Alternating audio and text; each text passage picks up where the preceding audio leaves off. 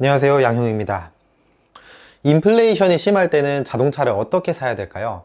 그러니까 요즘 인플레이션이 심하다는 말은 많이 들어보셨죠. 뭐 환율도 계속 이렇게 좀 비싸지고 있고, 원화 가치가 떨어진다, 자산 가치가 오를 거다, 이런 얘기는 흔히 많이 접해 보셨을 거라고 생각이 드는데, 이런 상황에서 자동차를 사야 한다면 어떤 방식으로 구매를 하는 게 맞을까가 이제 오늘의 주제가 됩니다. 일단 인플레이션이 심할 때는 자산을 형성하는 게 좋다고 하잖아요. 왜냐면 자산 가치가 높아지니까.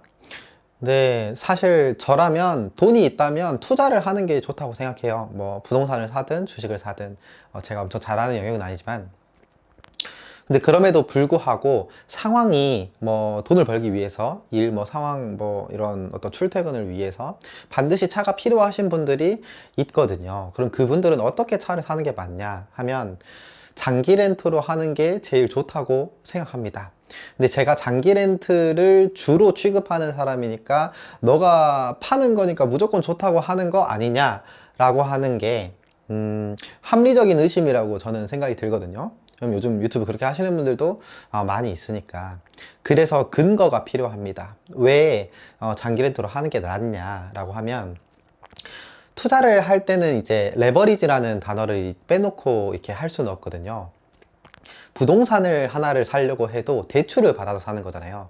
예를 들어 5억짜리 부동산을 살 때 5억을 다 내 돈으로 현금을 주고 사는 게 아니라 일부의 현금과 대부분은 더 오히려 높은 비율의 대출을 받아서 사게 될 겁니다.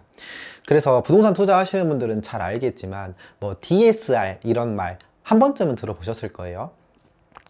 그러니까 그런 그 대출을 받기 위해서는 소득이 어느 정도 있어야 되는데, 왜냐면 내 소득에 따라서 뭐 카드 사용 이력 이런 거에 따라서 대출을 나오는 금액이 달라지거든요. 대출 한도가 달라지는데, 근데 내가 소득이 많아서 대출 한도가 높다고 해도 원래 가지고 있는 대출이 많으면 쓸 수 있는 대출 비율이 떨어집니다. 근데 주택담보대출이나 이런 거는 30년, 40년 이렇게 해서 받잖아요. 근데 자동차 대출은 보통 3, 4, 5년 해서 받아요. 무슨 말이냐면, 내가 받은 대출 금액 대비 한 달에 월 납입해야 될 그 금액이 높거든요. 이게 그 부동산 대출 받는데 되게 불리하게 작용합니다.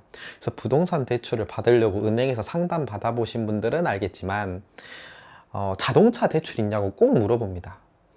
무슨 말이냐면 차 대출이 있으면 부동산을 샀는데 되게 불리하다는 말입니다. 그런데 장기 렌트는 금융상품이 아니라서 이게 대출로 안 잡혀요. 그러니까 제가 맨날 영상을 통해서 대출로 안 잡힌다, 이게 되게 장점이다 라고 하는 게 이런 것 때문이에요. 그러니까 그 DSR, 대출을 원래 갖고 있으면 다른 대출을 받을 때 대출 한도가 줄어드는 거에 장기 렌트는 영향이 안 끼친다. 그런데 리스나 할부를 하게 되면 그 DSR 아니면 추가로 받게 될 대출, 그 대출 한도에 영향을 끼친다. 이게 오늘의 핵심입니다. 뭐 주식이나 이런 건 제가 잘 몰라서 여기도 이제 레버리지나 이런 거를 적극적으로 쓰시는 분이 있을지는 저는 잘 모르겠지만, 어쨌거나 그 말이 있잖아요. 대출은 인플레이션이 갚아준다, 이런 말이 있거든요. 뭐 예를 들어서 똑같이 5천만 원을 갖고 있는데 내 현금으로 갖고 있으면 원화 가치가 떨어졌다고 했을 때 그냥 내 돈의 가치가 상실되는 거죠. 근데 그 5천만 원을 대출, 5천만 원의 빚을 갖고 있는 사람이 원화 가치가 떨어졌다라고 하면은 오히려 내가 갚아야 될 그러니까 그 돈이 체감상 낮아지게 된 거죠. 물가 대비 그 갚아야 할 금액이 낮게 느껴지게 되는 거죠.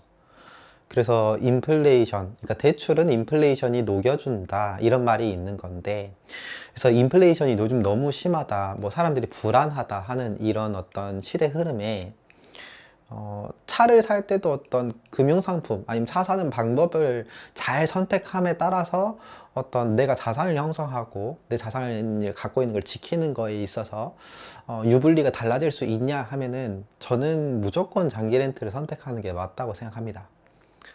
이유는 아까 말씀드린 그 대출 한도 그것밖에 없습니다. 다른 레버리지를 적극적으로 써서 자산을 형성하는데 더 유리하기 때문이라는 거죠. 그러니까 현 시점에 목돈이 그렇게 많이 있는데 뭐 다 현금을 주고 차를 산다 하는 것도 엄청 바람직한 건 아닌 것 같고, 아니면 내가 추가로 대출을 받아서 자산을 구매하고 싶은데 뭐 차를 먼저 할부나 리스를 해버린다 그러면은 또 거기에 발목 잡힐 수도 있는 거니까, 내가 초기 비용은 최대한 하나도 들이지 않고 그렇게 무보증이라고 하거든요. 초기 비용 하나도 안 들이는 거. 그 무보증으로 차를 뽑을 수 있는 한도 안에서 장기 렌트를 쓰게 되면은 제 생각에 지금 상황에서 차 뽑는 거에서는 가장 좋은 방법이 아닌가 싶습니다. 그래서 이걸 알려주고 싶어서 영상을 찍었고요. 여기까지 봐주셔서 감사합니다.